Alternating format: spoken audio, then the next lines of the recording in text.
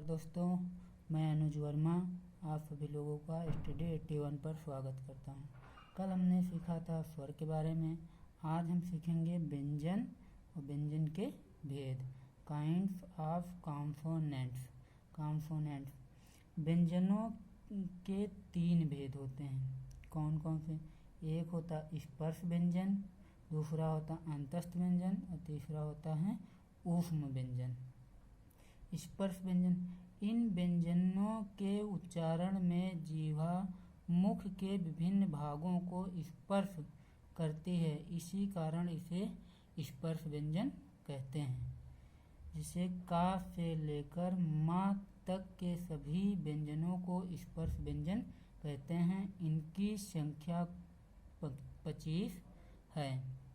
जो स्पर्श व्यंजन होते हैं वो उच्चारण करते समय जीवा और मुख के विभिन्न भागों को छूती है या स्पर्श करती है और इसीलिए इनको स्पर्श व्यंजन कहते हैं। इनकी कुल संख्या 25 होती है। जैसे का, खा, ग, घ, अंगा, चा, छा, ज, झ, ञ, टा, ठा, ड, ढ, अड़ा, ता, था, दा, धा, न, पा, फा, बा, भा, मा। ये इतने हमारे होते हैं स्पर्श व्यंजन।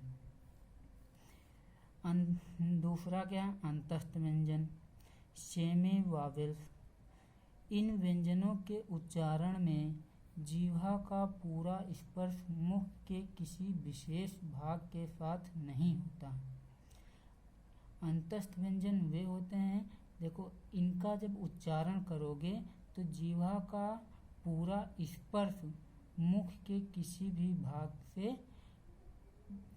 भाग के साथ नहीं होता है। जो स्पर्श होता है वो जीवा और मुख के किसी भाग से नहीं होता। जैसे या, र, ल, व, या, र, ल, व, ये 4 होते हैं।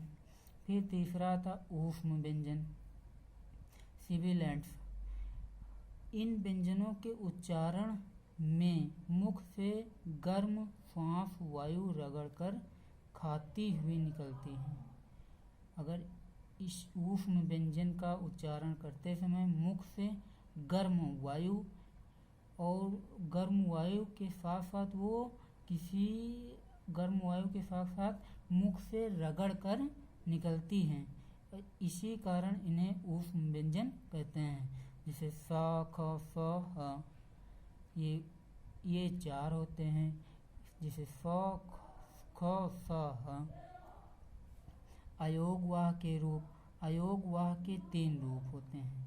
एक होता अनुस्वर, दूसरा होता अनुनासिक, तीसरा होता है विसर्ग। अनुस्वर क्या होता है? नाक की सहायता से बोले जाने वाले वर्ण तथा अक्षर को, जो नाक की सहायता से कोई भी अक्षर बोला जाता है उनको अनुस्वर कहलाते हैं। इसका चिन्ह बिंदु है, ऊपर एक बिंदी लगी होती है। इसका चिन्ह बिंदु चांद वाली बिंदी, जैसे कंस, लंका, हंस, गंगा। तो जो ये बिंदी है यही हमारे अनुस्वार होते हैं। आदि इस तरह के कई बहुत सारे शब्द हैं। जैसे कंस, लंका, हंस, गंगा, पंकज, इस तरह के बहुत सारे शब्द होते हैं। दूसरा होता अनुनासिक। जब किसी वर्ण का उच्चारण करते समय नाक व मुंह से श्वास निकलती है। अगर किसी वर्ण या अक्षर का उच्चारण करते समय नाक और मुंह दोनों से जब हवा बाहर निकलती है तो उसे अनुनासिक कहते हैं। जैसे गांव, वहाँ, हंस, चांद, यहाँ, आँख। तो इसमें जो जैसे गांव, वहाँ, हंस, चांद, यहाँ, आँख, तो अनुनासिक जो ये बिंदी लगी है तो यहाँ से नाक से भी आवाज़ निकलती है और मुख से भी श्वास निकलती है, वो होते हैं अनुनासिक। फिर आता है विसर्ग। विसर्ग अक्षर के अंत में लगने वाले दो बिंदुओं को विसर्ग कहते हैं। अगर किसी अक्षर के अंत में या बीच में भी कभी कभी लगते हैं तो उनको हम विसर्ग कहते हैं। जैसे आ के आगे विसर्ग अह, आ के आगे विसर्ग लगाने से अह हो जाता है। जैसे प्रातः, प्रायः, अतः आदि विसर्ग का उच्चारण कंठ से हल्के हा के समान होता है। जो विसर्ग का उच्चारण होता है वो कंठ से हल्के हा के समान होता है। जिसे कहते हैं प्रायः, तो पीछे अंत में विसर्ग में क्या आता है? हल्का हा आता है, तो यही हमारा विसर्ग होता है। फिर अगला हमारा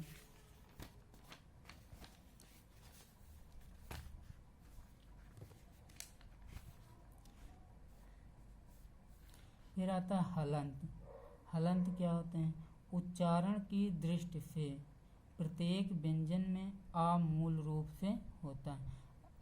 हलंत वो होते हैं उच्चारण की दृष्टि से प्रत्येक व्यंजन में कोई भी व्यंजन हो उसमें आ मूल रूप से छिपा हुआ होता है।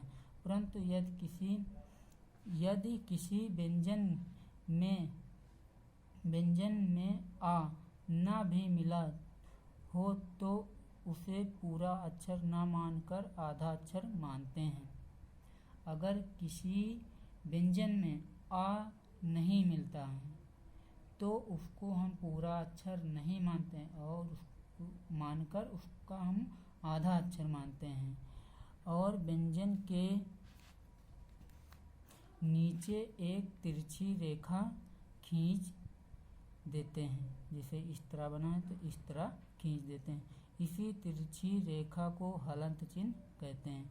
जैसे इस तरह का लिखा है तो इसमें छोटा आ छिपा है, लेकिन जब वो आ ना छिपा हो, आ ना मिले तो यहाँ पे एक हलंत लग जाता है। इसको हम आधा अक्षर मान लेते हैं। जैसे गा लिखा हो तो इसमें तो आ छिपा है, लेकिन जब हलंत लगा दोगे इस तरह तो आधा अक्षर हो जाएगा। जैसे चा लिखा है तो चा तो इसमें आ छिपा है, अगर हलंत लगा देते हो तो आधा चा होता। तो जब हलंत लगाओगे तो वो आधा अक्षर में कन्वर्ट हो जाता है, बदल जाता है। यही होता है हमारा हलंत। अगर आप लोगों को वीडियो अच्छा लगा हो तो प्लीज़ इसको शेयर करें, सब्सक्राइब करें और बेल आइकन का बटन दबाएं। धन्यवाद।